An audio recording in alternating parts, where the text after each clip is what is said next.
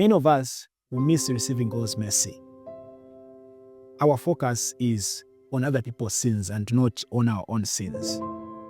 We don't want to face our own sins, maybe because we feel ashamed looking at our own filth, our own sinfulness. So we find it easier to look at others than to look at ourselves and to seek mercy from God. For this reason, we go about with a Pharisaic attitude, pointing accusing fingers at others, because that is the easiest thing for us to do. Jesus wants us to reflect on ourselves and make a decision, like the prodigal son does in today's story. When things didn't go as expected, wherever he went, he came back to his senses. The gospel says he came back to himself, okay? He came back to his senses. And he says, but why am I suffering out here? My father has hired servants who have enough food to eat. And I am his son, and yet I'm out here just suffering. I will go back to my father and apologize. He says, I will say to him, Father, I have sinned against heaven and before you. Even he rehearses the words that he's going to say in his apology. What he doesn't know is all these years, his father has been waiting for him to come back home. That he doesn't know. And the moment that his father sees his son walking in that miserable state, in that sinful state, shameful state, he runs towards him to embrace him. He doesn't even give him chance to say the words that he has been rehearsing as his apology. All that is not important, because for the father, what is important is the son is back home sound and safe. And immediately there is a party at home. When we are out there all by ourselves, enjoying our life, making merry, drinking and doing all sorts of things, God is always waiting for us to come back home. God is always waiting for that time when you and I are going to make this decision, the decision that should change the course of our spiritual life. I will go back to my father. That statement. I will go to my father and say, I have sinned. And God is constantly waiting for us to enter that gate so that he can come to meet us and embrace us in that our miserable state. God is not going to start counting how many sins we have committed.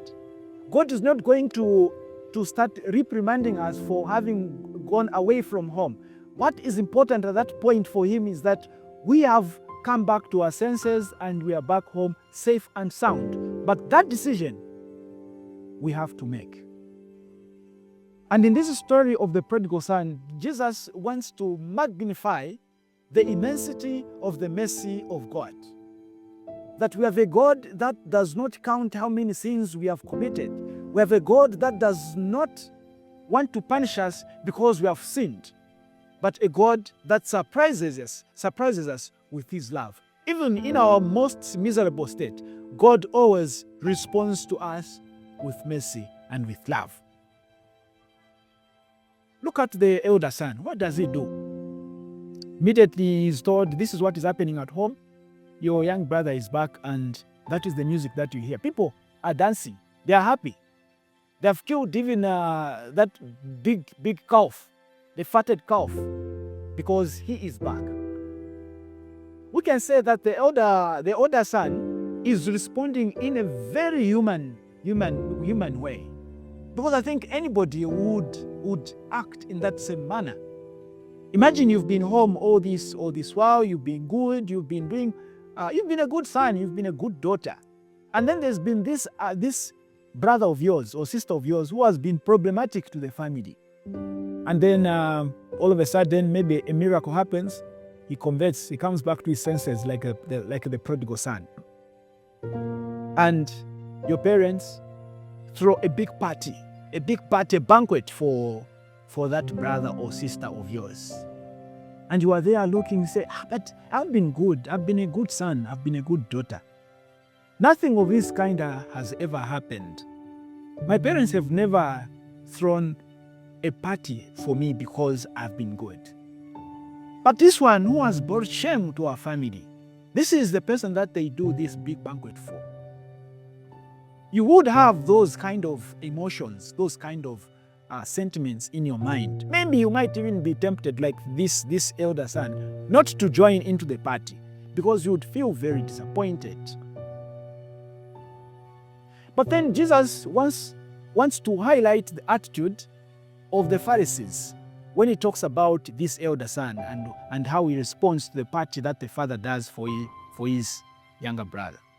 When the Pharisees see Jesus dining and wining and eating with the so-called sinners or the people that are deemed sinners by society, they begin to point fingers. This man receives the sinners and eats with them. In other words, they are saying, we have been okay ourselves. We have been good. We have been perfect ourselves. This Jesus is supposed to be dining and wining with us, and yet he is eating with those sinners. The attitude of the Pharisees. And many of us have that attitude, the Pharisaic attitude. The attitude of pointing fingers, the attitude of accusing others, the attitude of not looking at our own shame, but finding it easier to look at the shame of other people and magnifying that shame so that it makes us feel better, so that it makes us feel righteous or more righteous. And because of that, we miss the opportunity of receiving God's mercy for the sins that we have committed ourselves. Because we come to God and begin to talk about how good we have been. We don't want to talk about also those bad things that we have done. This elder son doesn't talk about his shortcomings. Certainly, he has not been a perfect son. Even if he has been around the house, he has not been a perfect son. If Jesus had told us, had given us all the details in the story, he would have also told us how at some point this elder son had disobeyed his father. Jesus would have told us how this elder son at some point would have disrespected his father. And yet he comes to his father and begins to talk about how a good son he has been. We do have many people in our own families and society, even within the church, who regard themselves as better than others, as more deserving of the good things than others, because they have been righteous, they have been good, they have been perfect, they have done everything right. It is that self-righteousness that makes people to lose the opportunity of receiving mercy. That's why somebody would go for confession and begin to confess the sins of other people, because you are too proud to talk about the bad things that you have done. But the fact is, everybody is a sinner. We are all sinful. Maybe we just differ in degree of sinfulness, but we are all sinful. Aliyense alina machimo yake. Aliyense alina kulakwa kwake. We just differ in terms of degree. There are those who sin big, others sin small. There are those who sin behind closed doors, others sin paka in the open out there for everybody to see. We are all sinners, we just sin in different ways. You see, and no one has the right to point a finger at anybody to say, onani uja, machimo yake niolembeka pachani pamenso. We are all just the same thing. Whether you are a prodigal son, you have gone out and you have spent your life in loose living out there, or you are this elder son that has been around the father's house and doing all things right, it doesn't matter where you have been. Whether you are in the church, you are outside the church, whether you are an ego somewhere, or you are a junkie somewhere, or you are the chairperson of the Smokesam community, or you are a campaign guy, you are a choir, whatever you are, we are all just the same thing before God. No one has the right to raise a finger against anybody and say, hey, you are a sinner. Hey, you are a sinner. Before we do that, we have to make sure that we remove the log from our own eye.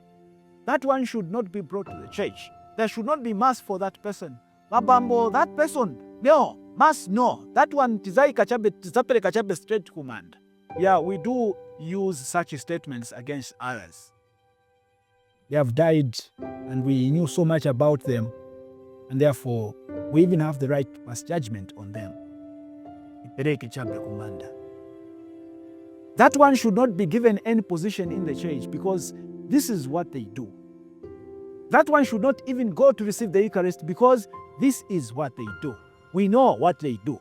You know what happens when someone has been caught red-handed, and whoever caught them red-handed even documented what they saw. Many people have been found in compromising situations and they've been captured.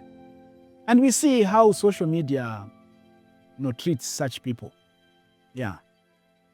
Just take time to read the comments. Take time to read the comments, then you'll see. You'll see that we have a lot of self-righteous people in our society. Very few people are going to sympathize with the person because, no one wants to have their vulnerability or their sin publicized. Very unfortunate, and some people even get depressed about it. We've heard stories of a few even committing suicide. Yeah. Just read the comments, you're going to see that we have a lot of self-righteous people in this world. No one is perfect. The fact that your video has not yet made it to social media does not mean that you are better than that person whose video is everywhere, being shared in all WhatsApp groups and everything. What point are we making here? The point we're making here is, instead of pointing fingers at other people, why don't I start with myself? We need to see ourselves in the lives of others so that impedes us from throwing stones at other people. The elder son in the story is throwing stones at his brother. The elder son can be you, it can be me, it can be anybody. God also wants us to be his face wherever we are, welcoming those that are broken, welcoming those whose sin has been publicized. We should be a place of consolation as a Christian community, not a place of judgment. When they come to church, they should feel consoled. It's unfortunate that their sin was publicized, but when they come to the church, that is a place where they should feel comforted. That when we see a person that has been defeated by sin, because their sin is public, we open our arms and embrace that person so that through us, God can show them his mercy. Let us pray for ourselves that instead of being the elder son who throws stones at his younger brother, and instead of being the Pharisees who are pointing accusing fingers at those sinners that Jesus is eating with, we become God himself, become the father in the story of the prodigal son. With open arms, welcome those that have been defeated by sin in their life.